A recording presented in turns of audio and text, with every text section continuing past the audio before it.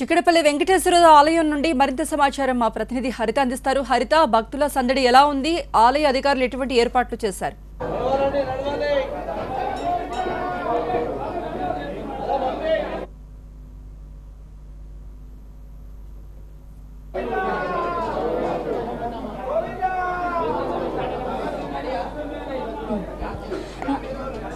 ముందుగా టీవీ9 ప్రేక్షకులందరికీ కూడా శుభోదయం. అలాగే వైకుంఠ ఏకాదశి శుభాకాంక్షలు. ఈరోజు వైకుంఠ ఏకాదశి అంటే 3 కోట్ల ఏకాదశులతో సమానమన్నమాట. ఈ రోజుకి ఇంత ఇంపార్టెన్స్, ఇంత ప్రాముఖ్యత ఉంది కాబట్టి ఈరోజు ఉదయం నుంచి కూడా అసలు తెల్లవారకు ముందు నుంచి కూడా అన్ని ఆలయాలు కూడా జనసందోహంగా మారాయి. అసలు ఇసుక వేస్తే రానంత మంది జనం కనిపిస్తున్నారు. ముఖ్యంగా వైకుంఠ ఏకాదశి నాడు వెంకటేశ్వర స్వామి అలాగే రంగనాథ స్వామి ఆలయాల్లో ఎక్కువగా రద్దీ కనిపిస్తుంది. ఎందుకంటే ఈ రోజు స్వామిని దర్శించుకుంటే గనక, విష్ణువుని దర్శించుకుంటే గనక వైకుంఠానికి అంటే వైకుంఠ ద్వారం ఓపెన్ అవుతుందని, వాళ్ళకి మోక్షం లభిస్తుందన్న నమ్మకం చాలా మంది భక్తుల్లో ఉంటుంది. సో ఆ ప్రగాఢ నమ్మకంతోనే చాలా మంది ఈరోజు వెంకటేశ్వర స్వామిని దర్శించుకునేందుకు వస్తున్నారు. ఉదయం నుంచే వస్తున్నారు. ప్రస్తుతం మనం హైదరాబాద్లోని చిక్కట్పల్లిలో ఉన్న వెంకటేశ్వర స్వామి టెంపుల్లో ఉన్నాము. ఇవాళ మీరు ఒక్కసారి చూస్తే కనుక భక్తుల రద్దీ ఎలా ఉందో, ఇంకా పూర్తిగా తెల్లవారలేదు కూడా. తెల్లవారకు ముందు నుంచే కూడా ఎంతో మంది భక్తులు ఎక్కడెక్కడి నుంచో వచ్చి చిక్కట్పల్లిలోని శ్రీనివాసపురంలో ఉన్న వెంకటేశ్వర స్వామిని దర్శించుకునేందుకు వస్తున్నారు. చూస్తున్నారు విపరీతమైన రద్దీ ఎలా నెలకొని ఉందో. అయితే అసలు వైకుంఠ ఏకాదశి అంటే ఏంటి? అసలు ఎందుకు ఈరోజే దేవుణ్ణి దర్శించుకోవాలి? ఎందుకు ఈరోజు వెంకటేశ్వర స్వామిని దర్శించుకోవాలి? ఎందుకు వైకుంఠ ద్వారం ఇవాళ ఓపెన్ అవుతుంది? ఇటువంటి విశేషాలు మనం తెలుసుకునే ప్రయత్నం చేద్దాం. ప్రస్తుతం మనతో పాటు అర్చకులు ఉన్నారు. నమస్తే స్వామి, అసలు ఈరోజు వైకుంఠ ఏకాదశి కదా, వైకుంఠ ఏకాదశి అంటే ఏంటి? ఈరోజు ఉపవాసాలు ఎందుకు చేస్తారు? ఈ రోజుకున్న విశిష్టత ఏంటి అసలు? వెంకటాద్రి సంస్థానం బ్రహ్మాండే నాస్తి కించన వెంకటేశ సమోదేవో నభూతో నభవిష్యతి. పండగలన్నీ కూడా చాంద్రమాన ప్రకారం ఆచరిస్తాం.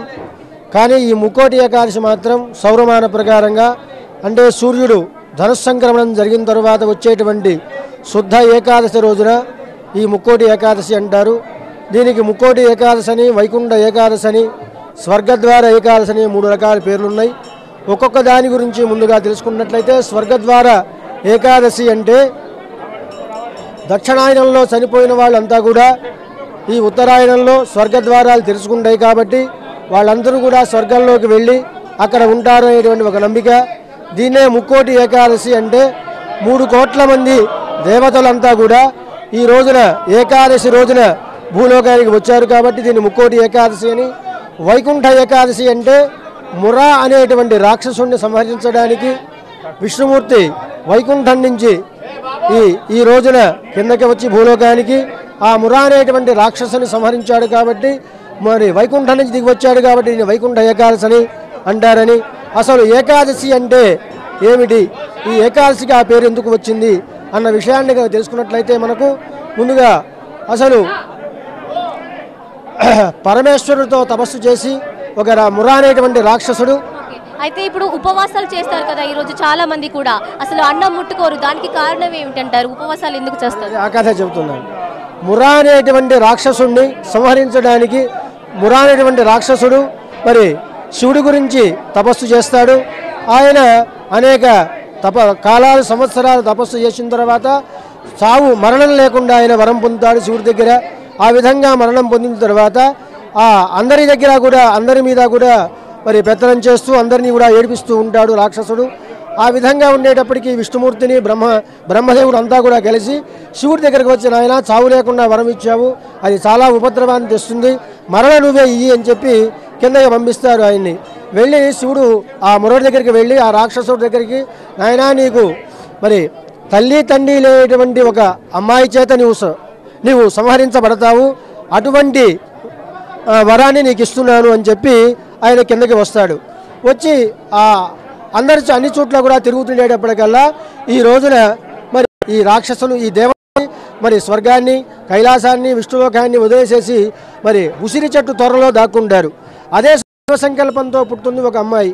ఆ అమ్మాయి చేతిలో ఆ అమ్మాయిని ప్రార్థిస్తారు. ఎందుకంటే ఆపదలో ఉన్నప్పుడు ఎవరైనా కనిపిస్తే చాలు వారిని వేడుకుంటమే మన లక్ష్యంగా ఉంటుంది కాబట్టి అదే సమయంలో ఆ అమ్మాయిని వేడుకుంటారు. వేడుకునేటప్పటికల్లా ఆమెకు ఒక ఆయుధం వస్తుంది. ఆ ఆయుధంతో ఆ రాక్షసుడిని సంహరిస్తారు. సంహరించాడు. ఓకే, సో అంటే ముక్కోటి ఏకాదశితో ముడిపడి చాలా కథలు ఉన్నాయి. ఇది ఒక్కటి మాత్రమే కథ అంటే మురా అనే రాక్షసుడిది మాత్రమే కాకుండా చాలా కథలు కూడా అలుముకొని ఉన్నాయి కదా దీంతో పాటు.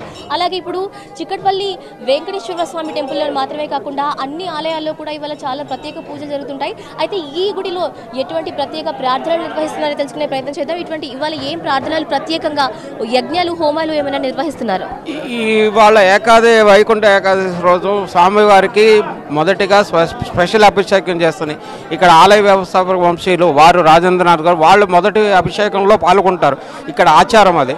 ఆచార ప్రకారం తర్వాత మా దేవాదాయ శాఖ ప్రకారం చేస్తారు. ఎంతమంది భక్తులు వచ్చే అవకాశం ఉంది? భక్తుల సౌకర్యార్థం ఈసారి మేము 3 క్యూ లైన్లు ఏర్పాటు చేసాం. ఒక ధర్మ దర్శనం, జనరల్ దర్శనము, విఐపి దర్శనం కూడా ఏర్పాటు చేసాం. ఎలాంటి అవార్సిన సంఘటనలు పోలీస్ బందోబస్తు కూడా ఏర్పాటు చేసాం. ఎన్ని వేల మంది భక్తులు వచ్చే అవకాశం ఉంది ఇవాళ? సుమారుగా 1,00,000 నుంచి 1,50,000 మంది భక్తులు వస్తారని మేము అంచనా వేస్తున్నాం. సో 1,00,000 నుంచి 1,50,000 మంది భక్తులు ఈ రోజు చిక్కటపల్లి వెంకటేశ్వర స్వామి దర్శించుకునే అవకాశం ఉందని చెప్తున్నారు. సో ఈ రోజు ఈ లక్షలాది మంది ఈ ఉదయం నుంచే పోటెత్తుతున్నారు స్వామిని దర్శించుకునేందుకు. ద్వారం అనేది ఈ రోజు తెరుచుకుంటుందని చెప్పి మోక్షాన్ని పొందాలని చెప్పి చాలా మంది కూడా వస్తున్నారు. అయితే ఉపవాసాలు కూడా చాలా మంది ఈ రోజు వైకుంఠ ఏకాదశి సందర్భంగా చేస్తుంటారు. రకరకాలు, కొంతమంది అసలు కేవలం నీళ్లు తాగి మాత్రమే ఉంటారు, కొంతమంది కేవలం ఒక్క పూట మాత్రమే, అది కూడా సూర్యాస్తమయం అయిపోయిన తర్వాత భోంచేస్తారు. కొంతమంది ఏంటంటే కేవలం పళ్ళు మాత్రమే తింటుంటారు. మరికొంతమంది కేవలం పాలతో చేసిన పదార్థాలు, కేవలం పాలు వాటితో చేసిన పదార్థాలు ఇవి మాత్రమే తింటుంటారు. సో రకరకాల ఆచారాలు, రకరకాల కథలు వైకుంఠ ఏకాదశితో ముడిపడి ఉన్నాయి. ఏది ఏమైనప్పటికీ కూడా ఇక్కడ హైదరాబాద్లోని ఆలయాల్లో మాత్రం భక్తి వెలువరిస్తోంది. చాలా మంది భక్తులు ఇవాళ ఉదయం నుంచే పోటెత్తుతున్నారు. ఇది ఇక్కడి పరిస్థితి. Over to studio.